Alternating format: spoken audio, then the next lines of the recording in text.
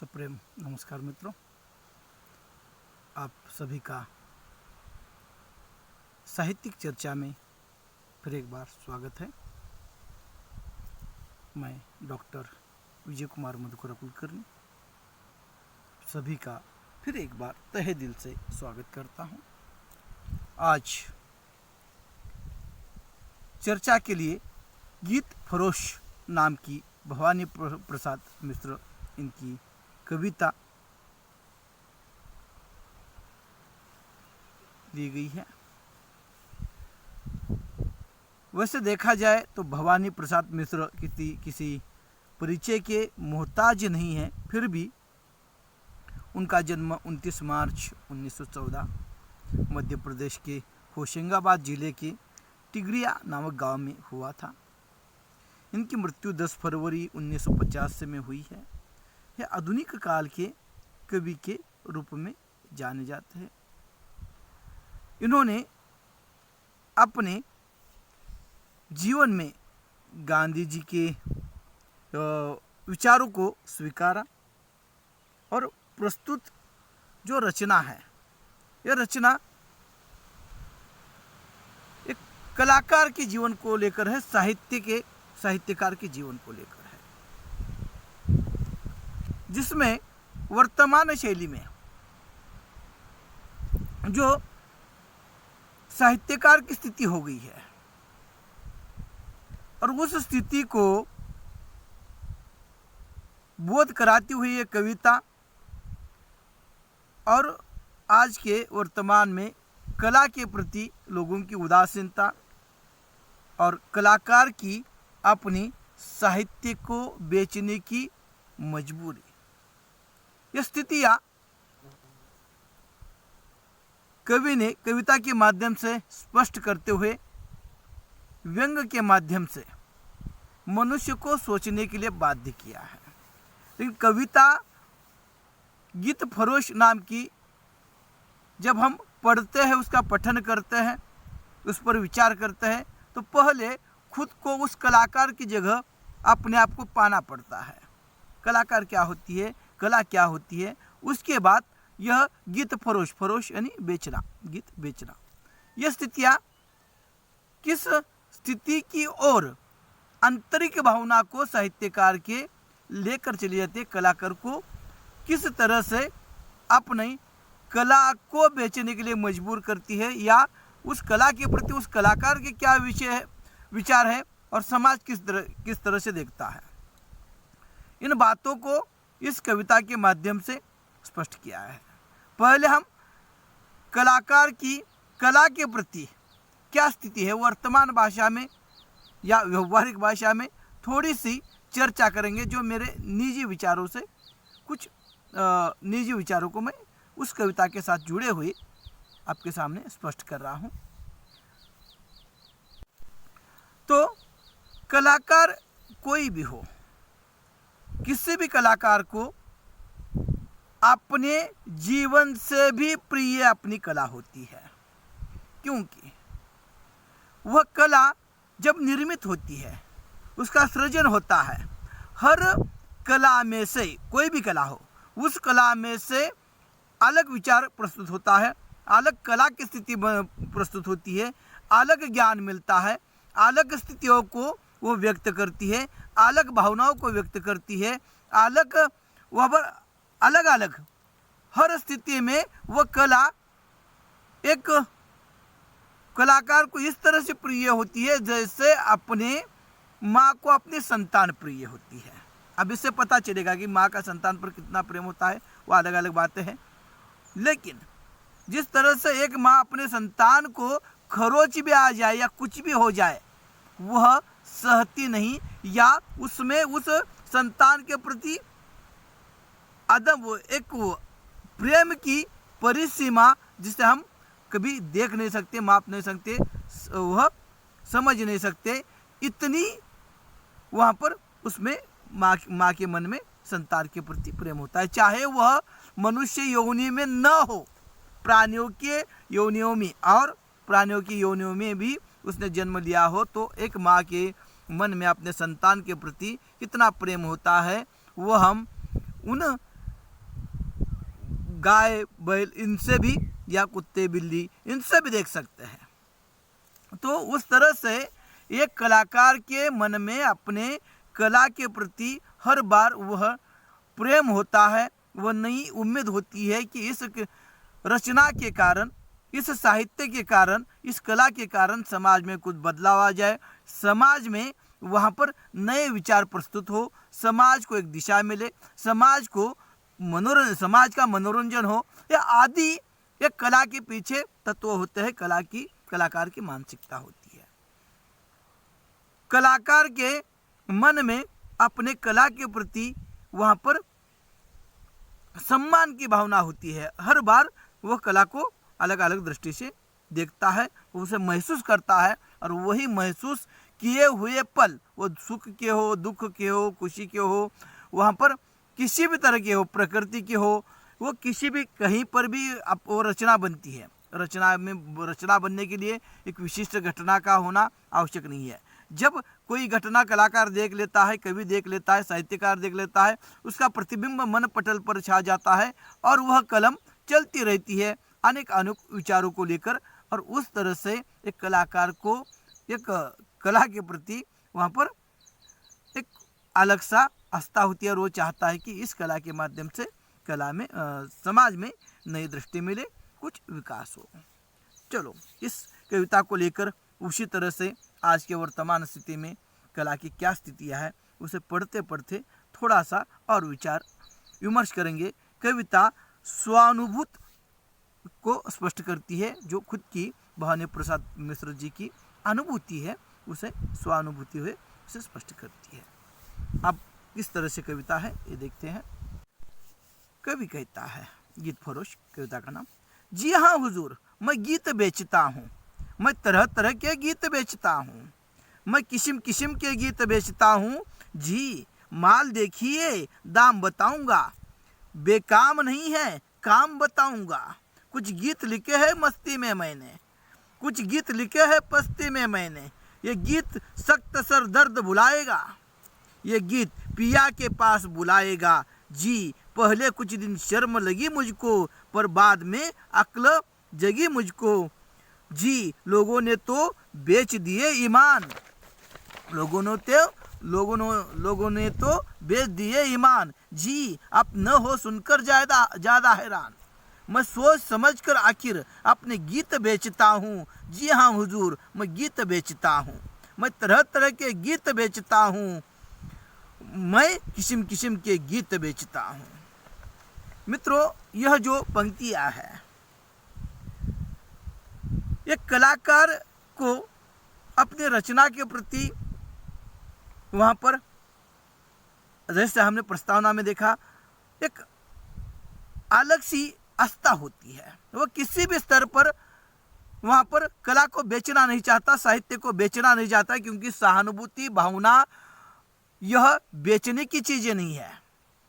एक दूसरे के प्रति जो भावना होती है, एहसास होता है, प्रेम होता है, अपनापन होता है, ये दिखाने की भी आवश्यकता नहीं है, और उसे बेचा भी नहीं जा सकता। उसे सिर्फ महसूस करते हुए उस पल की आनंद व्यक्ति खुशी ले सकता है, और उसी तरह की एक रचना होती है। लेकिन वर्तमान में जो कला की स्थिति हो गई है, उसे लेकर कभी फेरे वाले के रूप में, जैसे फेरे वाले घरों के सामने आ जाते हैं, साइकिल पर आ जाते हैं, बाइक पर आ जाते हैं, ठेला लेकर आ जाते हैं, अलग अलग वो गाड़ी लेकर आ जाते हैं, और उस पर अपनी माल बेचने लगते हैं। और जिस तरह से माल बेचा जाता है, और वह माल बेचने वाला, वह घूमने वाला व्यक्ति अपने माल की अलग अलग कीमत बता देता है, उसकी वहाँ पर उसे वर्णित करता है, लोग उसकी ओर आकर्षित हो जाए। इस तरह से वह अपना माल बेचना चाहता है। वही स्थिति कला की हो गई है, जबकि कला समाज का जीवन, वहाँ पर समाज को एक नई दिशा देता है। कला जीवन जीने की प्रेरणा देता है, कला नैतिकता सिखाता है, कला जीवन में उमंग भर देती है। तो यह सारी बातें कला के माध्यम से होती है। कला ईश्वर प्रदत्त होती है मित्रों। जो वहाँ पर भगवान नटेश्वर, जैसे हम देखते हैं शंकर के कला के बारे में, तो आप मुझे नहीं जाना है, तो उस तरह से यह कला ये अपने जगह पर एक ईश्वर की आराधना है। ईश्वर की पूजा है। लेकिन उसे आज के वर्तमान स्थिति में कवि अपनी सहानुभूति व्यक्त करते हुए कहता है, वो बेचने के लिए निकला है और वो कहता है, जी माल देखिए, ये मेरी कविताएं देखिए, मैं बेचने आया हूँ। भावनाएं बेची नहीं जाती, लेकिन यह सहानुभूति प्रकट करते हुए, स्व अनुभूति प्रकट करते हुए वह बाहर आ जाता है और लोगों को वहाँ पर दिखा रहा है, जी माल देखिए, दाम बताऊंगा, बेकाम नहीं है, मैं काम बताऊंगा।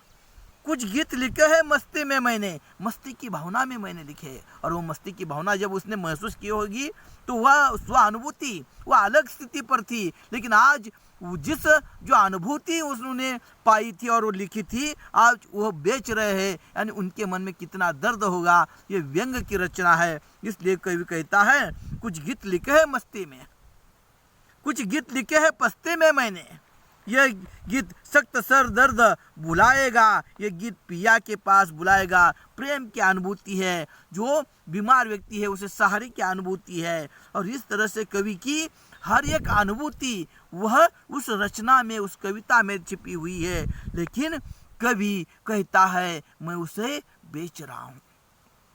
हाँ, ये बात सही है, कला को बेचना गलत है। कला वहाँ पर बेची नहीं जाती, कवि को भी मालूम था, और इसलिए कवि को पहले शर्म आती थी इस तरह से काम करने में।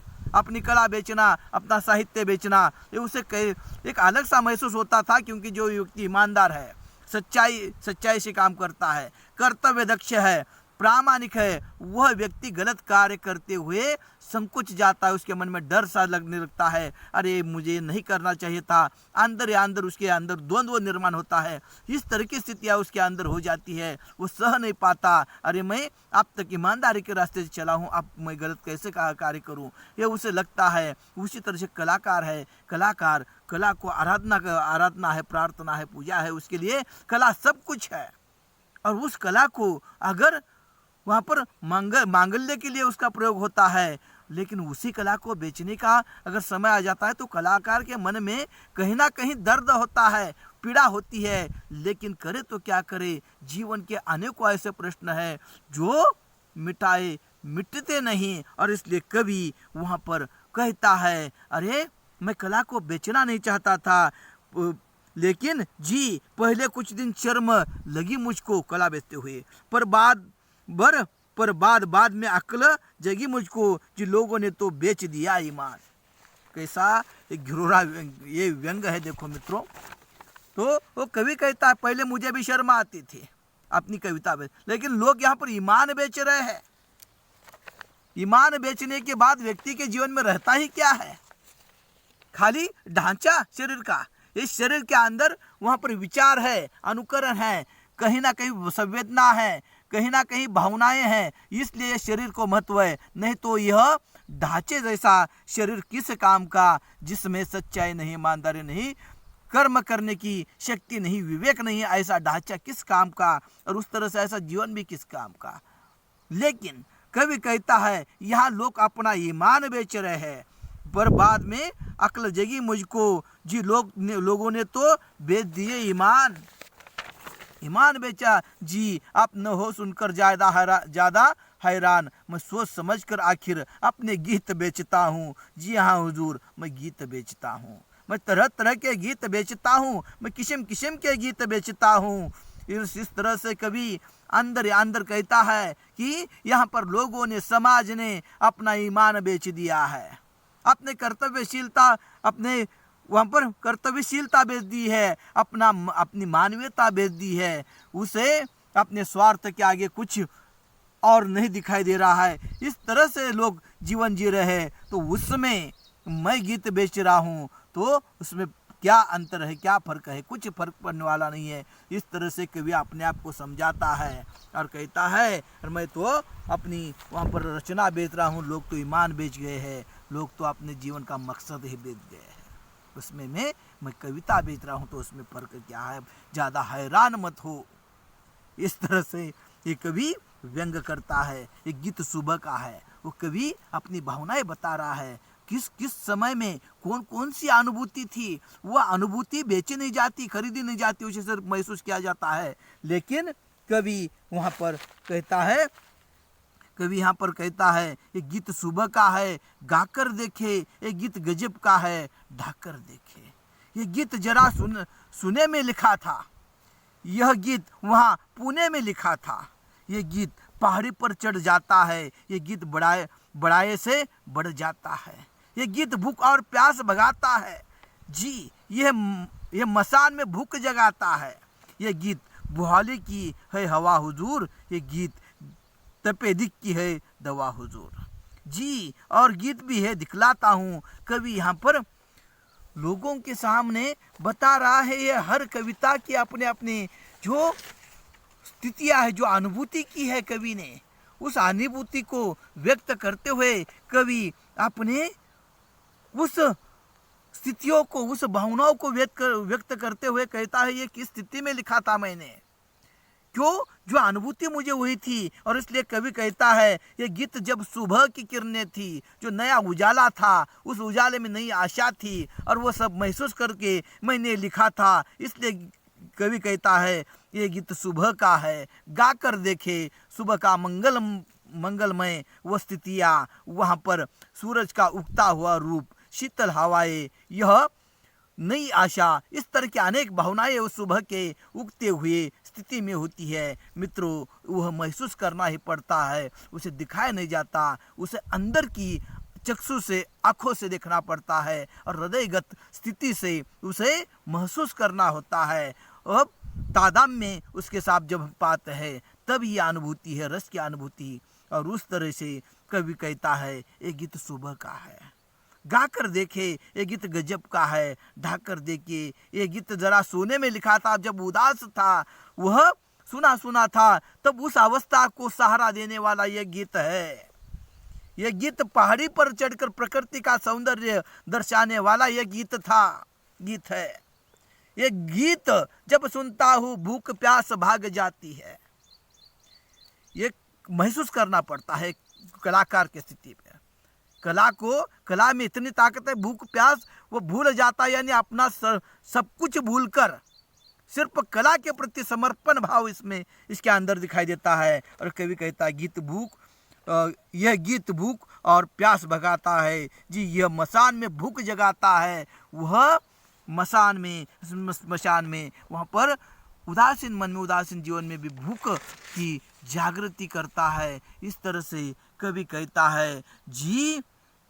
और मैं ये तपोदीप में जो जगह है जहाँ पर घूमने के लिए लोग जाते हैं, ये गीत तपेदिक की है दवा नहीं, ये बीमारी की वहाँ पर दवा है। इस तरह से कवि वहाँ पर प्रस्तुत होते हुए किन स्थितियों में उसने कविता लिखी है वह दर्शा रहा है। और वह स्थितियों की याद, जैसे हमारे जीवन में कोई घटना होती है, उस घटना को हम खुशी के कारण कभी उस महसूस करते हुए अंदर आज भी वो स्थितियाँ हम याद जब करते हैं, तो उस स्थितियों की, जैसे बचपन में स्कूल में गुजारे हुए दिन, कोई हंसी मजाक हुआ, जो वह दिन जैसे याद आने के बाद चेहरे पर खुशी आ जाती है, अंतर मन को उस स्थिति में व्यक्ति ले जाता है। वही स्थितियाँ कवि कहता है उन स्थितियों में मैंने पहाड़ी पर लिखा था, पुणे में लिखा था, सोने में लिखा था, बीमारी में लिखा था। ये भूख प्यास भूलने वाला है, इस मशान को जगाने वाला है। ये सारी स्थितियाँ इस गीतों के माध्यम से है। लेकिन कवि अब वो गीत लेकर बेचने के लिए आया है। जी सुनना चाहो आप तो लगाता हूँ। कवि अपनी रचना को लेकर, काव्य को लेकर लोगों के सामने अपनी वह बता रहा है। आप सुनना चाहते हैं तो मैं गाकर बताऊं। जैसे कोई बेचने वाला कहता है, कोई फल बेच रहा है, वह उसका एक टुकड़ा दे देता और कहता है थोड़ा सा खाकर देखिए मीठा है क्या, और मीठा लगता है तो ले लीजिए, नहीं तो मैं और दूसरा दे देता हूँ। जिस तरह से फल विक्रेता कहता है, उस तरह से कवि वहाँ पर कला को लेकर कह रहा है ये क्या स्थितियाँ है। जी सुनना चाहे हो आप तो गाता हूँ, जी छंद और बेछंद पसंद करे। जी अमर गीत और वे जो तुरंत मरे, ना बुरा मानने की इसमें क्या बात, मैं ले आता हूँ कलम और दावात, इनमें से बाह्य नहीं लिख दूँ।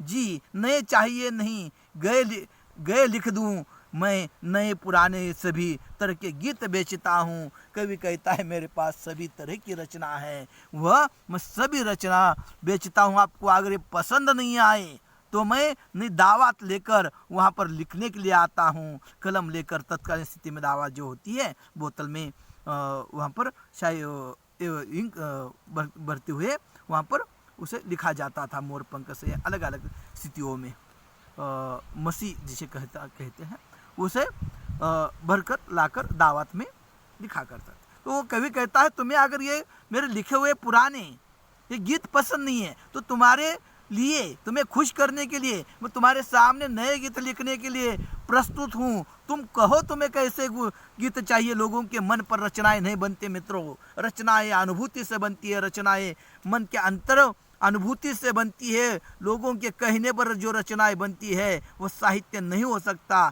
साहित्य लोगों के कहने या न कहने से नहीं, उन बातों को, उन महसूस करती हुई स्थितियों को, दुख दर्द प्रेम आपस के उन मन भावों को व्यक्त करते हुए सामाजिक स्थिति राजनीतिक स्थिति को जब व्यक्ति महसूस करता है, कलम के माध्यम से वह रचनाएं बाहर आ जाती है। उसका मूल्य कोई लगा नहीं पाता, उसे सिर्फ वैचारिक दृष्टि से मानवीय कल्याण के लिए ही महसूस किया जाता है। लेकिन कवि यहाँ पर क्या कहता है कि मैं दावत लेकर आपके सामने आकर मैं बैठ जाता हूँ, आपको चाहिए तो मैं नए गीत लिखता हूँ, गीत बेचता हूँ। जी हाँ हुजूर, मैं गीत बेचता हूँ, मैं तरह तरह के गीत बेचता हूँ, मैं किस्म किस्म के गीत बेचता हूँ। जी, गीत जन्म का लिखूं मरण का लिखूं। कवि कहता है जी गीत जन्म का लिखूं मरण का लिखूं, जी गीत जीत का लिखूं शरण का लिखूं।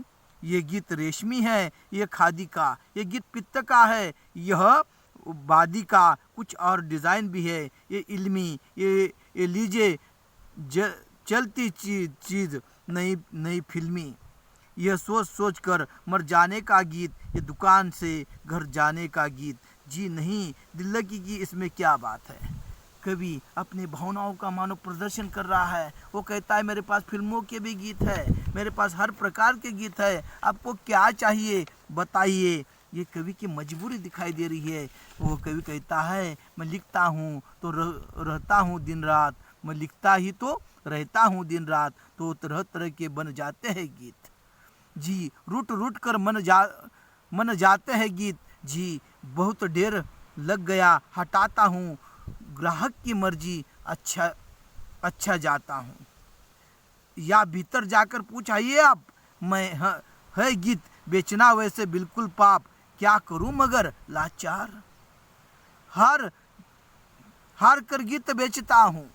जी हाँ हुजूर, मैं गीत बेचता हूँ, मैं तरह तरह के गीत बेचता हूँ, मैं किस्म किस्म के गीत बेचता हूँ। यहाँ पर साहित्यकार की, कलाकार की मजबूरी अपनी उपजीविका जलाने के लिए, अपना रोटी पाने के लिए, अपने जीवन जीने के लिए उसे इतना मजबूर होना पड़ रहा है, अपना साहित्य बेचना पड़ रहा है, अपना साहित्य, अपनी कविताएं बेचना पड़ रहा है। इस तरह से कवि अपने मन की स्थिति और वर्तमान में जो कलाकार का बोध है, साहित्यकार का जो जीवन की स्थितियाँ है, उसे कविता के माध्यम से प्रस्तुत कर रहा है। और इसमें एक स्वानुभूति के साथ साथ मन की व्यथा को प्रस्तुत किया गया है, व्यक्त किया गया है। और आज कलाकार का आज एक यह कलाकार अपना कला का न बेचे तो उसका पेट भरना मुश्किल होता जा रहा है। और इसलिए कवि सहानुभूति के साथ आज की कलाकार की स्थिति कविता के माध्यम से प्रस्तुत करते हैं। नमस्कार। इसमें जो गलतियाँ हैं मैं स्वीकारता हूँ, जो अच्छा है आपकी है।